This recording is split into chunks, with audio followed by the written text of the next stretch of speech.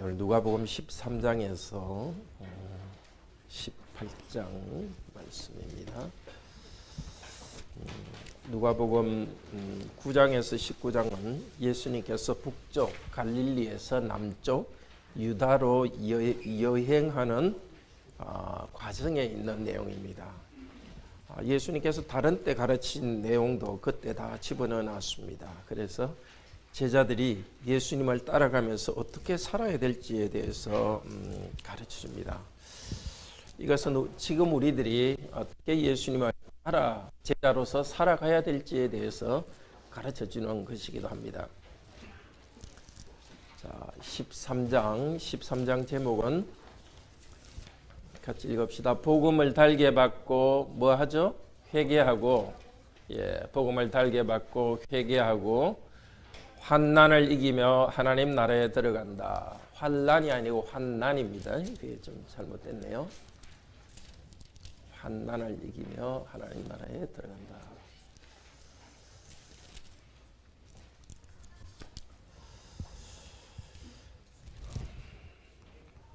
자, 그때 누가 예수님에게 와서 이야기했습니까? 그 빌라도가 갈릴리 사람들을 죽여가지고 제물에 담았다는 이야기를 했습니다. 일종의 큰 재난을 당했죠.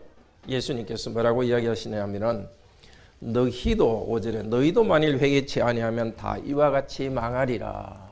이 세상에 있는 재난들을 통해서 하나님께서 우리 모두에게 경고하는 것입니다. 우리는 그런 어려운 일 안 당했다. 그렇게 편하게 생각해서는 안 되고, 우리는 원래 죄인이라서 우리도 원래 벌 받아야 되는데 하나님 은혜 가운데 살고 있다.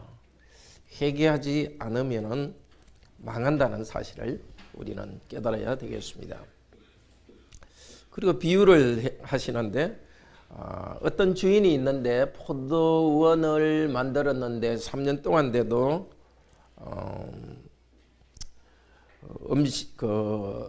열매를 얻지 못했습니다. 그래서 찍어버리려 하니까 농부가 이렇게 말합니다.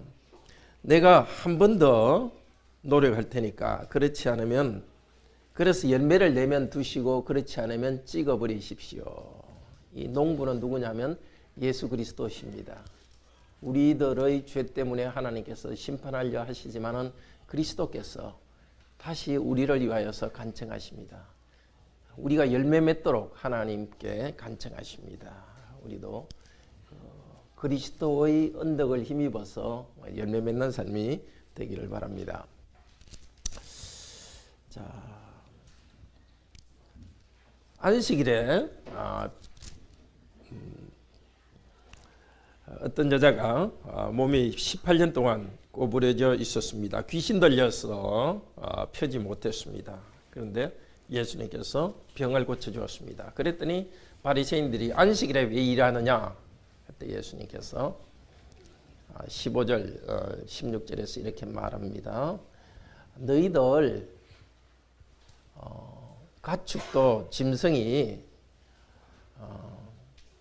안식일에 물 먹도록 물 먹이지 않느냐.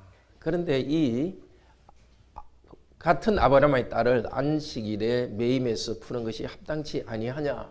이 말을 통해서 뭘 가르칩니까? 뭘 규칙만 계속 만들어가지고 규칙만 지키면 된다. 이런 잘못된 생각에 빠져있는 하나님 백성들의 생각을 고칩니다. 규칙이라는 것은 어떤 좋은 목적을 위해서 하는 것인데, 안식일에 쉰다는 규칙을 가지고 더 중요한 사람을 고치는 일을 그것도 하지 않도록 하는 것은 잘못됐죠. 그러니까 지금도 우리가 주일은 하나님께서 우리에게 주신 선한 일을 하는 날이지 뭘 하지 않는 날인 건 아닙니다. 예배에 집중하기 위해서 우리는 쉽니다. 그렇지만 주일에 뭘 할 건가? 어떻게 바로 예배를 드릴 건가? 어떻게 서로 도울 건가를 생각하기를 바랍니다. 천국에 대해서 비유하는데 아주 아름다운 비유를 하십니다. 천국은 겨자씨 하나와 같다. 겨자씨 혹시 보셨는지 모르지만 아주 조그맣습니다. 19절에 20절에 계절시는 아주 작은데 그렇지만은 나중에는 자라가지고 나무들이 거기에 그 큰 나무가 되어서 새들이 거기에 깃들인다. 마찬가지로 하나님 나라도 그렇습니다. 복음을 우리에게 전해주셨고 우리가 복음대로 살아갈 때 하나님 나라가 자라는 게 눈에 보이지 않습니다. 뭐 크게 큰 회사를 만들고 아니면 큰 나라를 세우듯이 그렇게 보이지 않습니다. 우리 성도들의 삶 순간순간에 성도들이 살아가는 순간순간에 하나님 나라는 자라갑니다.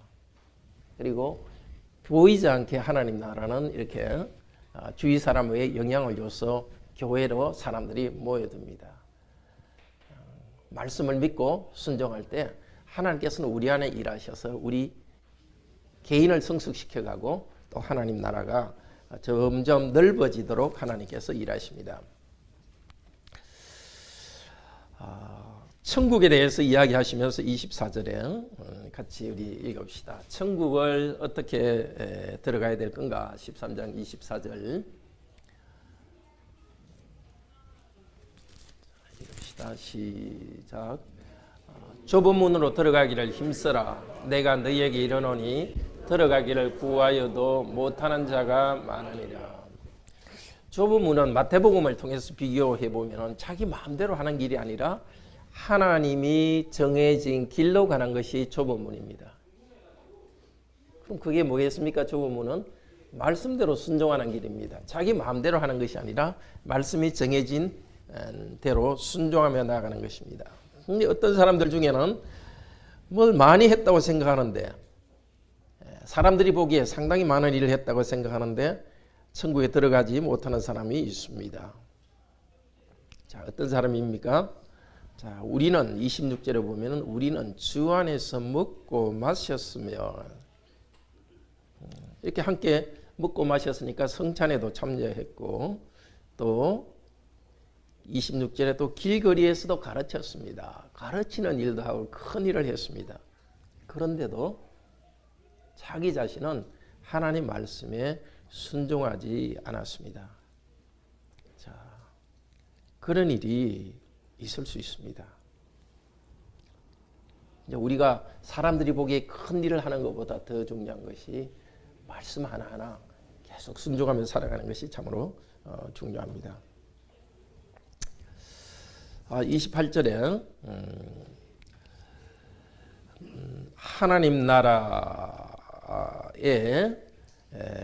하나님 백성은 있을 텐데 너희는 밖에 쫓겨나서 슬피며 이를 갈며 있으리라. 또 29절은 사람들이 동서남북으로부터 와서 하나님의 나라 잔치에 참여하리라. 이게 동서남북이라는 것은 유대인들 말고 이방인들이 다 하나님 나라에 들어온다는 이야기입니다. 하나님 복음 말씀을 들은 유대인들은 복음 말씀을 듣고 순종하지도 않고 복음 말씀을 전하는 예수 그리스도도 받아들이지 않아서 쫓겨나는 사람들이 많을 것입니다. 그러나 복음 말씀을 들은 이방인들 중에 저와 여러분들은 이 말씀을 듣고 순종하면서 천국으로 들어갑니다. 자, 예수님께서 예루살렘에 대해서 이렇게 말하십니다. 예루살렘아 예루살렘아 하고 아주 안타까운 마음으로 말씀하십니다. 우리 34절 같이 읽읍시다. 예루살렘아 예루살렘아 선지자들을 죽이고 내게 파송된 자들을 돌로 치는 자여 암탉이 제 새끼를 날개 아래 모음같이 내가 너희의 자녀를 모으려 한 일이 몇 번이냐 그러나 너희가 원하지 아니하였도다. 계속해서 불순종한 그 예루살렘 35절에서는 황폐하고 멸망할 것이라고 말합니다. 예수님께서 말씀하신 대로 이 일이 있은 지 말씀하신 지 한 40년 지난 AD 70년경에 로마에서 예루살렘은 멸망합니다. 계속 불순종할 때 하나님께서는 결국 그 예루살렘을 멸망시킴으로써 깨닫게 합니다. 우리도 하나님을 믿는다고 자만해서는 안 되겠습니다. 계속 순종하며 나아갈 때 그 복을 누릴 수 있습니다. 자, 14장 제목 봅시다. 읽읍시다. 천국 백성으로 섬기고 희생이 있더라도 주님이 주신 소명의 길을 갑니다. 예수님께서 안식일에 또 수종병, 고창병이라고도 하는데요. 그것은 몸에 물이 고이는 병입니다. 또 역시 또 안식일에 병 고치는 것을 바리새인들이 문제 삼았습니다. 예수님께서는 5절에서 이야기합니다. 너희 중에 누가 아들이나 소가 우물에 빠졌으면 안식일에도 곧 끌어내지 않겠느냐. 너무나 당연하게 해야 될 일을 하면서도 안식일에 일하지 않아야 된다는 생각으로 하나님 백성들에게 자비를 베푸지 않는 것 잘못이죠. 우리도 주일을 생각할 때 주일은 자비를 베푸고 사랑을 행하는 날로 긍정적으로 바로 알아야 되겠습니다. 자, 7절에는 잔치에 어떤 사람이 높은 자리를 차지하는 것을 보고서 예수님께서 말씀하셨습니다. 11절 같이 읽읍시다. 14장 11절. 무릇 자기를 높이는 자는 낮아지고 자기를 낮추는 자는 높아지리라. 하나님이 그렇게 하신다는 겁니다. 사람들 앞에 자기를 높이는 자는 하나님께서 낮추십니다. 그러나 하나님 앞에서 자기를 낮추고 살아가는 자들은 하나님께서 우리를 높여주십니다. 어떻게 높이겠습니까? 하나님께서 사랑해 주시고 하나님께서 원하시는 일을 할 수 있도록 해주는 하나님 일을 하면서 우리를 높여주십니다. 12절에서는 잔치에서 사람을 초대할 때는 너희들에게 대접할 사람을 초대하지 말고 13절 14장 13절 같이 읽읍시다. 잔치를 베풀거든 차라리 가난한 자들과 몸 불편한 자들과 전원 자들과 맹인들을 청하라. 그렇게 하면 어떻게 된다고요? 그들은 갚지 않기 때문에 의인들의 부활 시에 천국에서 하나님께서 갚아주신다고 합니다. 이런 생각으로 우리도 살아갑시다. 나보다 더 좋은 사람, 내가 친구가 되면 뭔가 얻을 사람, 그 사람들과 친구 되려고 하지 말고, 물론 사업상 필요한 일들은 해야 되겠죠. 그렇지만 우리 마음속에 나보다 못한 사람들과 친구가 되면서 그 나눔의 공동체를 함께 만들어 갑시다.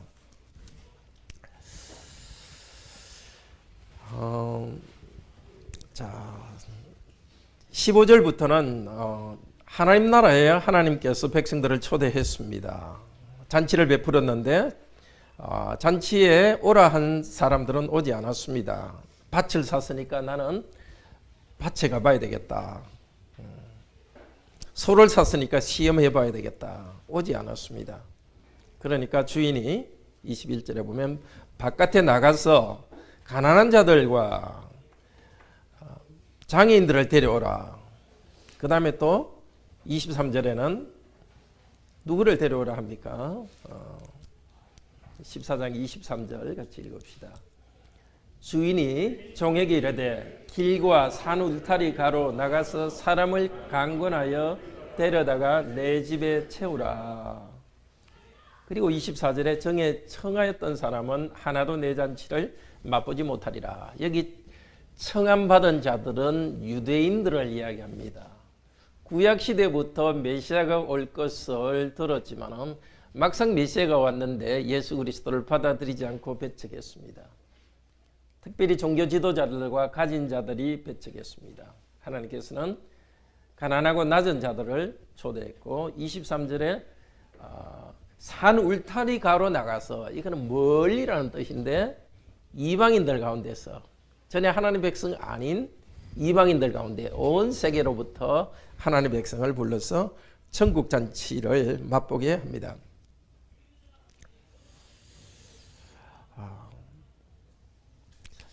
제자의 길에 대해서 예수님께서도 가르칩니다. 27절 같이 읽읍시다.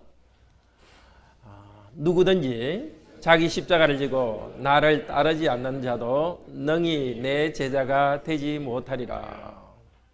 자기 십자가는 뭐겠습니까? 내게 맡겨주신 사명을 다하는 것이죠. 그리고 십자가는 죽는 것이죠. 전에 내가 가졌던 본성들을 계속 죽이고 부인하는 것입니다.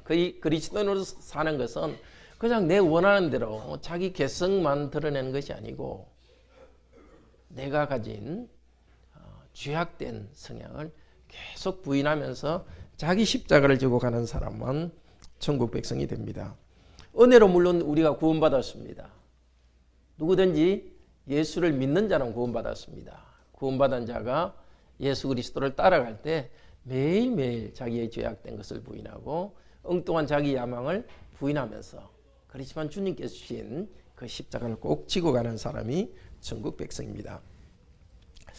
자, 15장은 1절 때문에 이렇게 이야기가 시작합니다. 15장 제목 읽읍시다.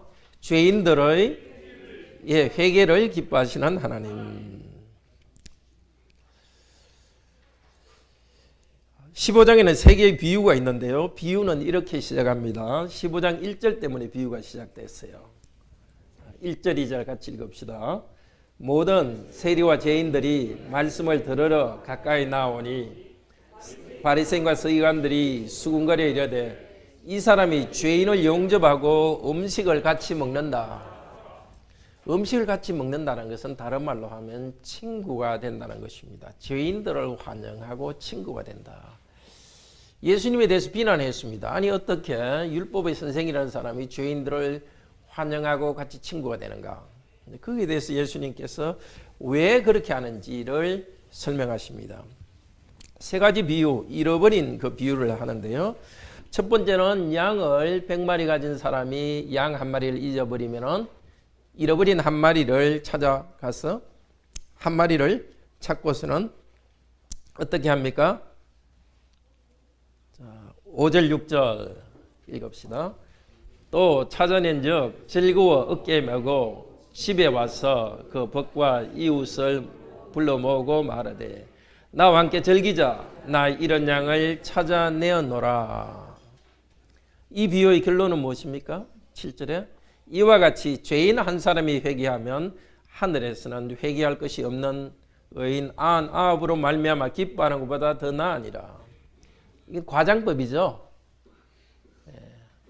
이미 회개하고 교회에 출석하고 있는 모든 사람보다도 한 명 회개한 사람 때문에 더 기뻐한다 하는 것은 그만큼 기뻐한다는 뜻입니다. 우리가 회개한 우리들이 계속 회개하게 살아가는 거 하나님께서 기뻐하시죠.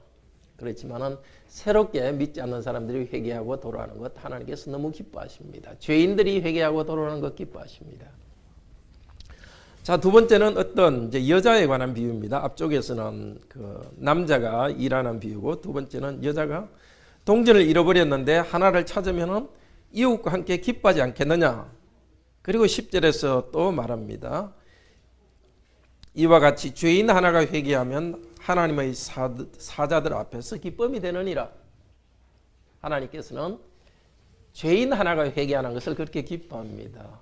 그래서 예수님께서는 죄인들과 함께 먹고 마십니다. 죄인들이 회개하고 돌아오도록 하기 위해서 죄인들에게 가르치고 죄인들의 친구가 되었습니다. 우리도 그래야 되겠죠. 죄인들의 죄에 끌려가서는 안 되겠지만은 그들 사이에 섞여 있고 친구가 되고 이야기를 들어주면서 그들이 회개하도록 도와주는 것이 그리스도인의 사명입니다. 세 번째 비유가 제일 길고 크죠. 아주 잘 아는 비유죠. 무슨 비유라 그러죠? 세 번째 비유는 돌아온 탕자의 비유입니다. 잘 아는 비유죠. 아들 2명이 있었는데 둘째 아들이 아버지한테 유산 나눠주세요. 근데 아버지가 살아있을 때 유산 나눠주세요. 이건 무엇 갖고 갔죠? 빨리 돌아가십시오 하는 것 똑같죠. 상당히 무례하게 이야기했지만은 재산을 나눠줬는데 이 아들은 재산 다 팔아서 멀리 나가가지고 마음껏 쓰다가 재산이 다 떨어졌습니다. 돼지가 먹는 음식을 먹다가 돌아옵니다. 어떤 생각으로 돌아옵니까? 21절 이 아들의 생각을 한번 봅시다. 같이 읽읍시다. 아들이 이르되 아버지 내가 하늘과 아버지께 죄를 지었사오니 지금부터는 아버지의 아들이라 일컬음을 감당지 못하겠나이다. 자, 죄를 회개하고 돌아옵니다. 예수님께서 같이 식사했던 세리와 죄인들입니다. 아버지께 돌아오는 죄인들 예수님은 환영하셨습니다. 아버지는 너무너무 기뻐하면서 잔치를 베풀었습니다. 그런데 큰아들이 문제죠. 큰아들이 들에서 일하다가 돌아오니까 잔치 소리가 납니다. 그래서 종들한테 물어보니까 당신 동생이 돌아왔는데 큰 잔치를 베풀었습니다. 큰아들이 기분이 좋았어요? 나빴습니까? 너무너무 나빠가고 말합니다. 29절에 나는 아버지의 명령을 항상 챙겼는데 명령을 순종했는데 한 번도 이렇게 잔치를 베풀어 준 적이 없습니다. 자, 큰아들은 사실 문제입니다. 아버지의 집에서 일을 했지만은 기쁨으로 일을 하지 못했습니다. 잔치의 기쁨이 없이 그냥 일만 했습니다. 꼭 잔치가 있어야 되는 것이 아니라 누구의 모습이죠? 큰아들은 겉으로는 율법을 잘 지켜지지만은 기쁨이 없이 그냥 율법적으로 짐으로 이렇게 하나님 명령을 순종하는 서기관과 바리새인의 모습입니다. 자, 아버지가 나와가지고 들어가자 그러니까 안 들어가면서 뭐라 그럽니까? 예. 이 아버지 재산을 탕진한 이 아들을 어떻게 받아들입니까? 그러니까 자기가 지금까지 기쁨도 못 누렸고 이 죄인인 이 아들을 받아들이는 것을 싫어합니다. 바리새인의 모습이죠. 근데 31절 아버지는 뭐라 합니까? 같이 31절 2절 같이 읽읍시다. 아버지가 이르되 항상 나와 함께 있으니 내 것이 다 네 것이로되 이 내 동생은 죽었다가 살아났으며 내가 잃었다가 얻었기로 우리가 즐거워하고 기뻐하는 것이 마땅하다 하니라. 바리새인들에게 하는 말입니다. 여러분은 복음을 계속 들어왔으니까 이 하나님 나라 안에 들어 있습니다. 이제 새롭게 죄인들이 회개하고 들어오는데 환영하고 기뻐합시다. 근데 사실은 이 큰아들에 대한 이야기가 큰아들이 어떻게 됐는지에 대해서 비유가 말하지 않습니다. 도대체 큰아들은 어떻게 됐을까? 이 물음표 궁금증을 남기고 끝납니다. 이 바리새인들에게 하는 하나의 도전이죠. 너희들 들어올래 말래? 너희들도 회개하고 들어올래 말래? 하는 이야기고 우리 모두에게 하는 이야기입니다.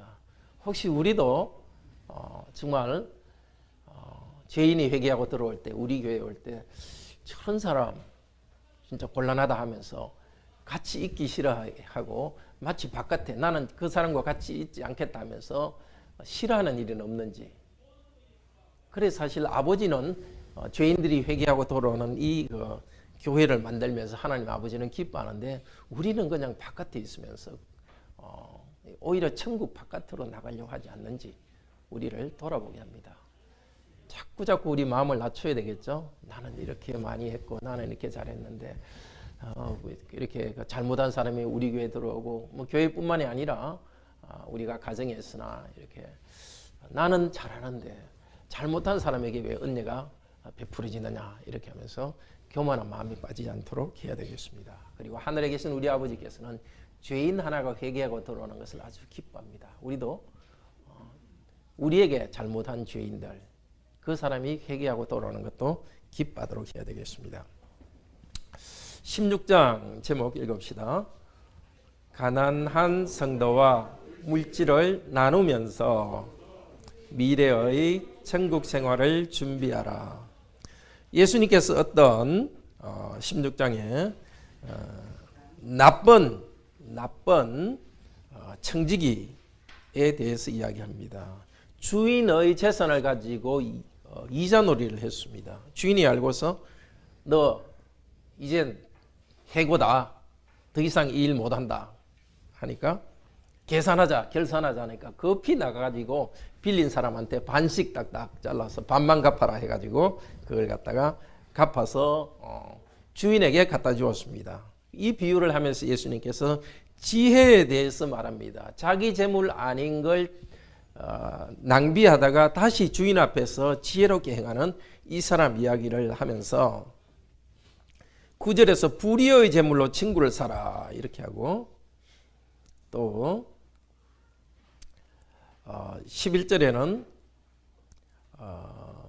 불의한 재물에 충성되지 아니하면 누가 참된 것으로 너희에게 맡기겠는가. 여기 불의한 재물이라는 것은 이 세상에서 우리가 쓰는 우리의 재산을 말합니다. 그 다 불의한 건 아니죠. 그렇지만 천국에 비해서는 이 땅의 것들은 불의한 재물이라 할 수 있습니다. 그래서 이 땅에 있는 것에 대해서 충성되게 청지기로서 할 때에 참된 것은 천국을 우리에게 맡겨주는 것입니다. 그러니까 이 땅에서 참으로 충성한 사람에게, 지혜롭게 충성한 사람에게 천국을 우리에게 맡겨주십니다. 자, 그리고 예수님께서 어떻게 우리가 이 땅의 재물에 충성하는 것은 뭐냐면 불의한 재물로 친구를 사라. 이것은 이 세상에서 가난한 사람과 나누는 것을 말합니다. 그것이 충성된 것입니다. 또 하나 이 땅에서 충성된 것은 13절에서 말합니다. 6장 13절 같이 읽읍시다.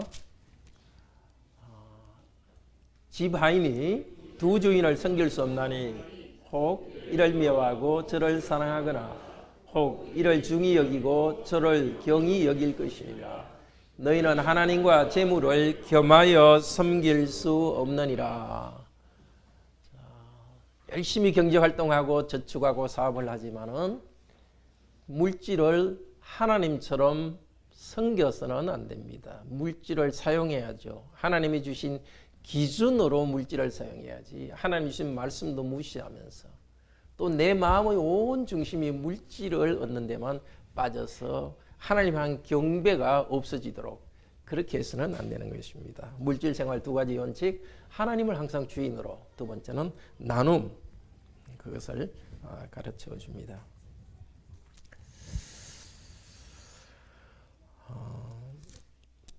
자, 그리고 예수님께서 이제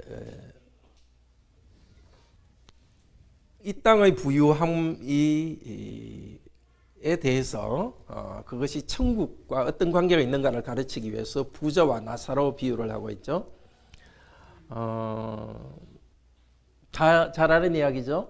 가난한 나사로 장애인이고, 그래서 평생 병이 들어서 일도 하지 못하고 주인 부잣집에 떨어지는 것으로 먹고 살았습니다. 그리고 이제 죽었습니다. 그런데 나사로는 아브라함 품에 천국에 가 있고 부자는 천국에 들어오지 못했습니다. 여기 생략하고 있는 것은 뭐냐면 여기 나온 부자는 재물을 하나님처럼 섬긴 사람입니다. 그리고 나사로는 하나님을 섬긴 사람입니다. 장애나 다른 것 때문에 경제적으로 어쩔 수 없이 이 땅에서 남에게 짐만 되어 갔던 사람입니다. 그런데도 하나님께서는 나사로는 하나님을 섬겼기 때문에 천국으로 들어오게 했습니다. 그리고 부자에게 25절에 보면 말합니다. 나사로는 고난을 받았으니 저는 여기서 위로를 받고 너는 고난을 받느니라. 이 땅에서 고난을 당하더라도 하나님을 의지하고 살아간 나사로는 천국에서 위로가 있습니다. 이 땅에서 많은 안락을 누린 이 부자는 죽은 후에 불의 고통을 당하고 있습니다. 어떻게 살아야 되겠습니까? 하나님의 말씀을 따라서 살 때에 영원한 행복을 누립니다. 자, 17장 제목 같이 읽읍시다. 그리스도의 종으로서 직분을 다하며 세상에 집착하지 마라. 제자들이 어떻게 살아야 될 건가, 우리들이 어떻게 살아야 될 건가를 17장에서 가르칩니다. 3절에서는 형제를 에게 죄를 2절에서 형제를 실족해 하지 않도록 조심하라. 실족해 한다는 것은 형제가 하나님을 믿는데 내가 방해가 돼가지고 믿음이 흔들리도록 만드는 것이 실족해 하는 것입니다. 우리가 서로에게 그렇게 돼서는 안 되겠죠? 큰 상처를 줘서 상처 때문에 하나님으로부터 떠나게 한다든지 그런 일이 없도록 서로를 배려해야 되겠습니다. 그 다음에 또 하나 3절에서는 다른 사람이 내게 죄를 범하고 회개하거든 용서라는 것입니다. 왜 이 말을 하겠습니까? 우리는 용서하기 힘들기 때문입니다. 7절에서 하루 7번이라도 죄를 얻고 돌아와 회개하거든 용서해라. 7이라는 것은 무한이라는 뜻입니다. 우리는 또 그러느냐 또 잘못했냐 하면서 여러 번 잘못하면 용서하기 싫어합니다. 그렇지만 우리가 들어와 있는 이 하나님 나라는 용서의 공동체입니다. 계속해서 용서함으로써 새롭게 되어가는 공동체입니다. 우리도 용서받으면서 변화되어가고 있고 우리 가족도 우리 성도들도 용서받으면서 변화되어가고 있습니다. 물론 여기에서 3절에 경계하고 잘못에 대해서는 이야기해 줘야 됩니다. 그렇지만 용서해 주기 위해서 잘못에 대해서 이야기하는 거지 보복하기 위해서 어떤 책망하고 그러지는 않습니다. 자, 우리는 하나님 나라 백성으로서 이 땅에서 충성하고 충성한 다음에 우리가 해야 될 것은 무익한 종인이다. 10절 예수님께서 말합니다. 이 땅에 주님께 충성하고 그것 때문에 어떤 다른 것을 구하는 것이 아니라 끝까지 나는 해야 될 일을 다 했습니다 하면서 신실하게 우리 일을 합시다. 그 다음에 11절에는 어떤 그 문둥 나 환자 10명이 예수님께 와서 치료받았습니다. 사실은 가다가 예수님께서 너희들이 제사장에게 가서 너희 몸을 보여라 이렇게 했는데 예수님을 떠나서 가다 보니까 문둥병이 나왔습니다. 근데 다른 사람은 다 돌아가고 한 명, 사마리아인 한 명만 예수님께 돌아왔습니다. 그때 예수님께서 말합니다. 우리 18절, 19절, 17장 18절, 19절 읽읍시다. 예수께서 대답하여 이르시되 10사람이 다 깨끗함을 받지 아니하였느냐? 그 압은 어디 있느냐? 이 이방인 외에는 하나님께 영광을 돌리려 돌아온 자가 없느냐 하시고 그에게 이르시되 일어나 가라 내 믿음이 너를 구원하였느니라 하시더라. 아주 중요합니다. 구원받지 않더라도 육체적 질병은 기적적으로 치유받을 수 있다는 것을 보여줍니다. 천국까지 않더라도 하나님께서 어떨 때는 기적적으로 병을 치유해 줍니다. 그러나 그것보다 더 중요한 것은 뭐죠? 예수님께 돌아와서 감사하면서 구원받는 것입니다. 믿음으로. 자, 우리는 이렇게 현세적 복, 지금 내가 이 땅에서 복 받는 거 그걸로만 머물러 있어서는 안 되겠습니다. 기도할 때 우리의 이 세상의 필요를 들어주십니다. 건강과 경제적인 것 해결해 주십니다. 더 중요한 것을 놓치지 말아야 합니다. 예수님께 돌아와서 영광 돌리며 그래서 내 믿음이 너를 구원하였다고 예수님께서 말해 주시는 것. 믿음으로 예수 그리스도를 의지하고서 예수님과 동행하고 천국 백성 되기 바랍니다. 이제 그 뒤에는 예수님께서 이제 마지막 날의 비유에 대해서 합니다. 예수님이 올 때에 어떻게 되고 있는가 마지막 날. 마지막 날의 한 광경을 예수님께서는 노아의 때에 된 것과 같고 롯의 때에 된 것과 같다 이렇게 말하면서 17절 17장 27절 같이 읽읍시다. 노아가 방주에 들어가던 날까지 사람들이 먹고 마시고 장가들고 시집가더니 홍수가 나서 그들을 다 멸망시켰으며. 먹고 마시고 장가가고 시집가는 거 잘못됐습니까? 전혀 잘못된 게 아니고 아주 정상적이죠. 근데 문제는 그것이 목적이 된 사람입니다. 갈수록 더 그러죠. 옛날에는 뭐 먹을 게 없어서 문제였지만 요즘은 먹을 게 많은데도 더 맛있는 거, 더 맛있는 거 먹고 마시고 사람들의 관심이 그쪽으로 더 가고 있습니다. TV 채널도 점점 뭐 먹방이 더 많아지죠. 자, 자연스러운 거지만은 인생의 의미에 대해서는 전혀 무관심해지는 거.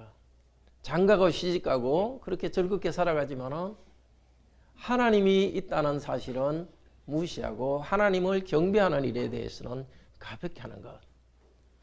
그것이 말세의 징조입니다. 바로 우리를 위해서 경고하는 것입니다. 일상을 성실히 살아가는 건 참 귀한 일입니다. 그렇지만은 그냥 먹고 마시고 장가가고 시집가는 일, 그 자연적인 그것만으로 머물러 있으면은 우리 주님 오시는 날에 대해서 잊고 지나갈 수 있습니다. 주님 오시는 날을 생각하면서 말씀대로 살아가기를 바랍니다. 자, 18장은 오늘 생략하도록 하겠습니다. 같이 기도합시다. 자비로우신 하나님, 우리 주 예수 그리스도여, 저희 같은 죄인들을 구하러 이 땅에 오셨습니다. 저희들이 은혜로 구원받았고 은혜로 구원받았는데도 또 넘어지곤 합니다. 그때마다 우리에게 죄를 고백하고 용서를 구할 때 계속 용서해 주시고 환영해 주시니 감사합니다. 그리고 우리들도 서로가 용서하고 환영하여 용서의 공동체를 만들려고 하셨습니다.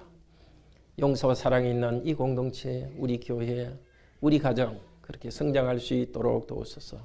이 땅의 일에 대해서 우리가 성실히 하지만은 그러나 하나님 없이 성실하지 않도록 하시고 하나님 말씀을 어기면서까지 이 땅의 것에 성공하지 않도록 도우소서. 우리의 중심은 항상 하나님을 경배하고 말씀이 중심이 되어서 이 땅의 것들을 성취할 수 있도록 도우소서.